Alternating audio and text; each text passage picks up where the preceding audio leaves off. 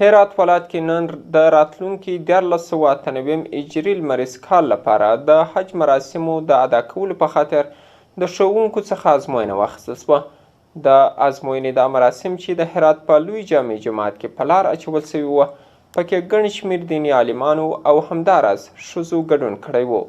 خو د دې ازموینې ګډونوال بیا شکایت لري چې هرات ولایت ته د نفوس په پرتله ډېر کمه ونډه ورکړل شوې ده او څرګندوي بعد د دې ولایت ونډه د حج په مراسمو کې زیاته کړل شي. نور حال په راپور کې. د حج مراسمو د ادا کولو او سعودي عربستان کې د افغان حاجیانو او زائرینو ته د حج مناسکو د سمې لارښوونې په خاطر نن د هرات ولایت اړوند په لوی جامع جومات کې د یو شمېر دیني عالمانو څخه ازموینه واخیستل شوه.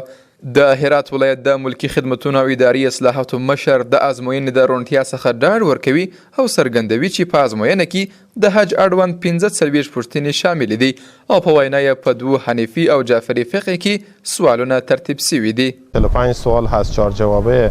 این سوالات دارای کتینگ هست، به 2 زبان پشتو و دری هست و در 2 فقه حنفی و جعفری سوالات ترتیب یافته که هر کسی بر اساس همون فقه مربوطه خب پاسخ میده. طبعا سوالات دارای کتینگ هست، کتینگ بعد از امتحان کنده میشه و اینا به مرکز روان میشه در قسمت نمره دهی از اون و مرکز هست که نمره میده بدون از اینکه مشخص باشه پارچه از کی هست. بعد از اون پس دوباره کتینگ نصب میشه و فردی که نمره گرفته مشخص میشه. خو په دې ازموینه کې ګډونوال بیا شکایت لري چې ولایت ته د نفوس په تناسب ډیر کمه ونډه ورکړل شوې ده او باید د دې ولایت ونډه د حج په مراسمو کې زیاته سي. د ازموینې ګډونوال څرګندوي هرات ولایت څه باندې 4 میلیونه نفوس لري، خو په وینا یې د مرکز له لوري 1600 تنو ته د حج مراسمو د ادا کولو لپاره ونډه ورکړل شوې ده. در حقیقت همینطور که شما فرمودیم از این جفاها در حق هرات بسیار زیاد شده، تنها در قسمت پروسه حج نیست. بایستی سهمیه هرات چون نفوس هرات نسبت به او سهمیه که داده شده بیشتر و مراتب بیشتره.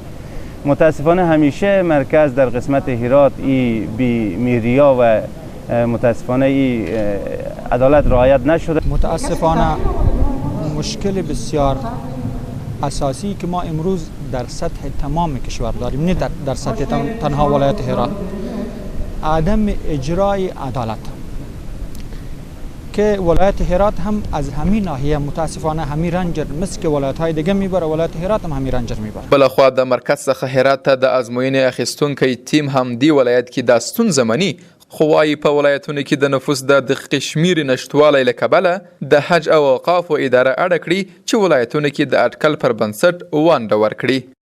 نه تنها هرات بلکه آرزوی وزارت ارشاد و اوقاف این نیستند که به تمام ولایت ها امی سهمیش که زیاد هستند چون نفوس خیلی بیشتر هستند و شمارش نشده. وقتی که شمارش نشدن هر کس حق دارن که امو سهمیشان بیشتر شود. هرات ولایت د هیواد په لویدیځ کې د لومړی درجه او ګڼ میشتو ولایتونو څخه دی چې د اټکل له مخې څه باندې 4 میلیونه نفوس لري، خو تل له مرکز کابل څخه د حج مراسمو کې د کمی ونډې ورکولو سربیره په نورو برخو کې هم لږه ونډه په نظر کې ورته نیول کیږي.